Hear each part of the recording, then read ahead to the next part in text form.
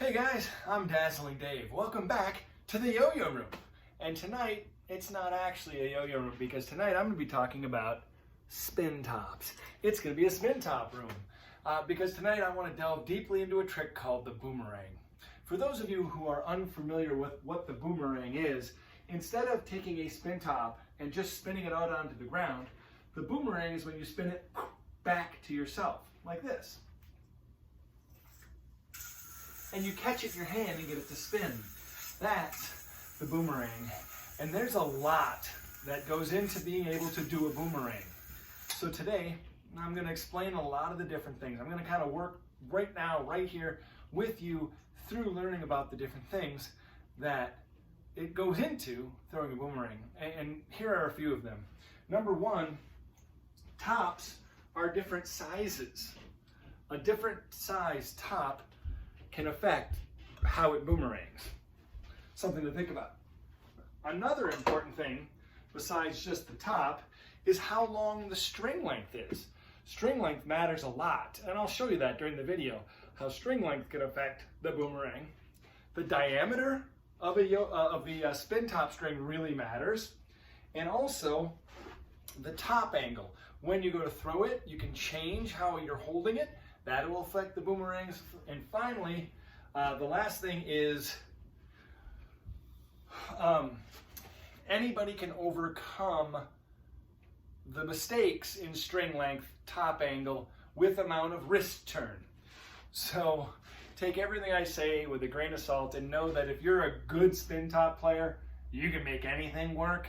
But what my main reason to do this tonight is to help the beginners who are just trying to get from throwing it on the ground to then throwing it into their hand, the boomerang.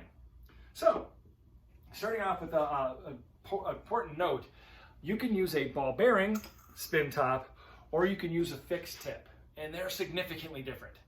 A ball bearing makes it, I don't want to say easier to catch it on your hand, but it makes it easier to keep it there because it spins longer. When I throw this one down, and I get it back into my hand, I have a lot more time to fix its precession.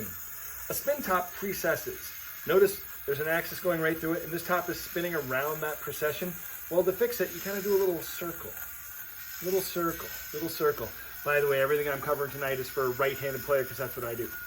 And what my right-handed circle is counterclockwise, and that makes the top stand straight up. If I do it at the wrong time, see how out of plane it gets and how crooked it gets? I can fix it by going at the right time. You basically predict where it's going to be. If the top is like this, in a second, it's going to precess to here. So what I do is I beat it to it. I move ahead of it, and that stands it up. Same principle goes with a fixed tip top. A fixed tip top, this one right here, is one that I made homemade. It's a Delrin spin top that I've made. And it's fixed tip. And the fixed tip has that same precession that you, after you land it on your hand, you have to keep it standing up. The difference is, I don't have as much time to fix it. You still have to fix it, but you don't have as much time. So you can learn with either. It's up to you. I often tell a beginner, very, very absolute beginner, start with the fixed tip to kind of get a feel for it, but move on to a bearing soon, because then you get a feel for how they both work. So, everybody, here we go. The most basic thing. When you get a spin top from the manufacturer, the string length might not be right. I know that's crazy. It might not be. Most good manufacturers will make sure that it's the correct length. Now, don't you wish right now that I could tell you the exact correct length? I do too. It's different for every top, every diameter string, everything. What I can show you is what happens to a top when the string is too long, what happens to a top when the string is too short, and what happens when it's just right. Here we go. This string right here I know has been designed for my Chico 2. It's the right length. I start at the top. I'm not going to go over the details of how to wrap a top. Hopefully you've already gotten that. If not, go to my Spin Top Basics video. I wrap it up. Now, the great Dale Oliver taught me how to throw tops in the very early days. He said, start with your hand waist high. You're gonna let go, throw your hand forward, and check mark back. And the important thing is to not let your hand get wet, because we're gonna pretend we are waist deep in water. So your hand starts here, your hand should not go down super low. You should keep it about waist high and check up. So it's out and check. And some people like to keep their whole arm moving like this. It's not just a wrist, it's not an elbow, it's your whole arm moving. And I'm gonna throw down. Now, during this editing process, I'll probably slow it down so you can see exactly what happens. But the top is gonna process all the way down the string. As it's going down at the last second, it's gonna flip up and come back. Take a look, here is the boomerang.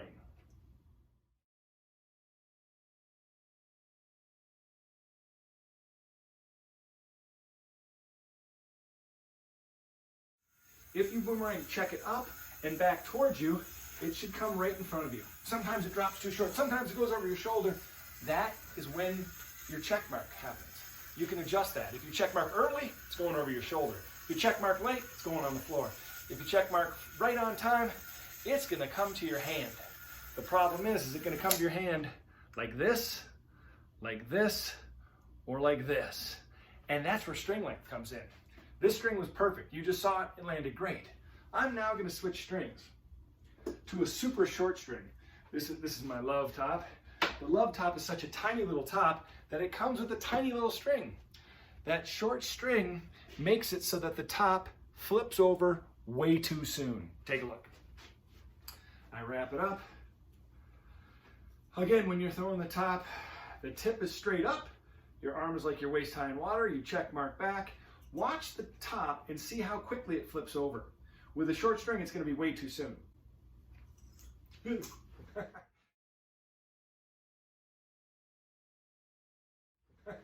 You see that? It flipped over and came back over my shoulder. I'll do it one more time for you. I am not trying to fix it with my wrist. So in other words, I'm not trying to make it right. I am letting this top do what it wants to do based on how long the string is. Top tip up, check mark back.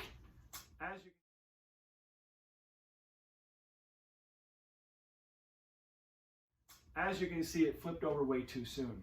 Let's try with too long of a string. This one's too long. This is on another one of my homemade tops. This string is just a little bit too long. It's also a little bit too thick. That comes into play as well. Some people would want to know what's perfect for this specific top. I can tell you that every top is different. I did write down a couple of notes. For instance, with my short circuits, if you buy a short circuit on my website, the short circuit's supposed to be about 62 inches. You know, if it's an inch or two long or short, that's probably okay, but around 62. Whereas the Love I was throwing is only 41 inches. The Chico 2, I found the sweet spot to be 66. And again, that's with that about an eighth inch thick string. My recommendation to you is to experiment. Grab a few different strings, a few different lengths, and see how it works, based on how much it flips. Here's the too long string. What's gonna happen to this one is it's not gonna flip over fast enough. The too short string flipped over way too early. This one's not gonna flip over at the right time. It's gonna flip over way too late. Watch. Again, tip up and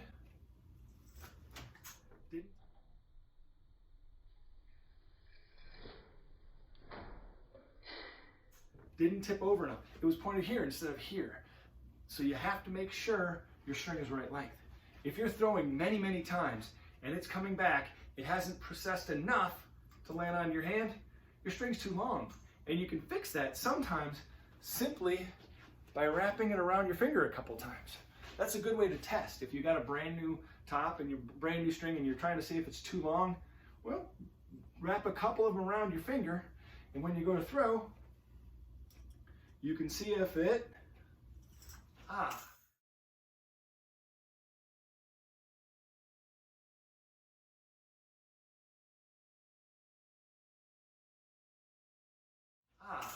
comes back right. In that case, you just shorten the string a couple inches, put the button on, and you're good to go. So really, guys, that's it for the boomerang in a nutshell. Practice with a couple of different string lengths. That'll definitely start to get the feel for it. You can even video yourself throwing it so you can see if your top is processing too much or too little. Take a close look at that. That's the #1 battle, is getting the right length string for your top. If you have that and you're still struggling, that's where wrist comes into play, how you hold your wrist at the start, and how you hold the tip of the top at the start. For instance, a larger top. This is another one that I made on my lathe here at home. I start with the tip, on the bigger tops especially, with a slight angle to the side. I don't hold it straight up and down. I almost do it more of a bowling ball throw.